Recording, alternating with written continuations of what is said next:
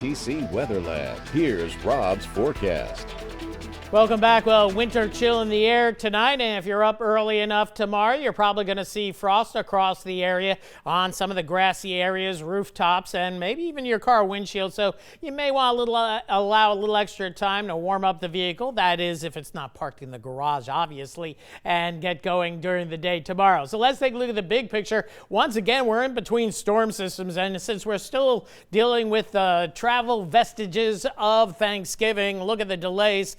Still over in San Francisco, haven't seen anything less than about 3 hours delay, just ground delays at the airport. That doesn't include airline cancellations and delays. Elsewhere across the country, not too bad, but you get to the Northeast, still problematic as we get into the Newark area. The wait time here, roughly 3 hours. The same over toward Boston. The number's even longer than that. Let's see, 32 divided by 6. Oh boy, that's 5 hours or so. LaGuardia, Philly, I'm not sure if they've just put ground stops, but the green status is here. But the bottom line, folks that have been waiting to travel for a couple of days out of the Northeast and the West are still having to deal with weather, although it looks like it will be improving eventually across portions of California. We still have the snow ongoing up in the Northeast, where snow falls interior portions of New England and upstate New York, catching 1 to 2 feet of snow. Hello, December. It is meteorological winter after all. Meanwhile, we've been high and dry, high pressure moving in,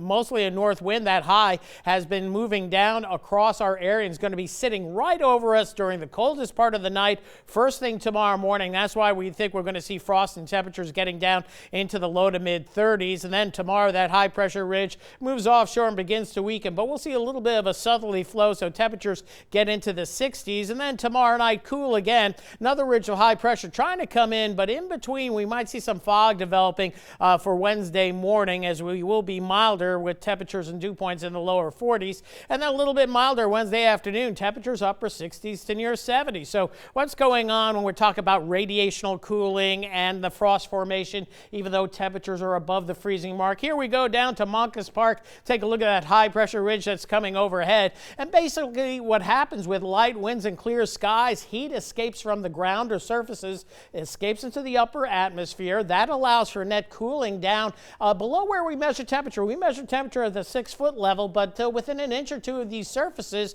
temperatures cool as that heat goes away. Temperatures meet up with the dew points and dew will form, and if you're cold enough, like tonight, it'll be 32 degrees at grass level, but at 6 feet, it might be 34 or 35 degrees. That's how your frost forms, so certainly cover the plants for tonight.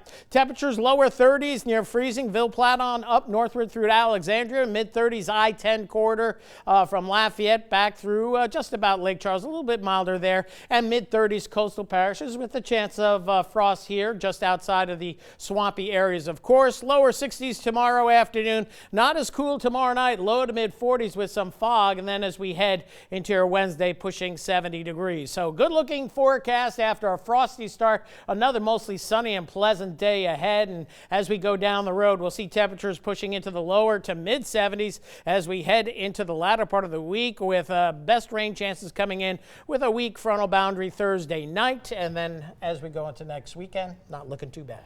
All right, thanks so much, Rob.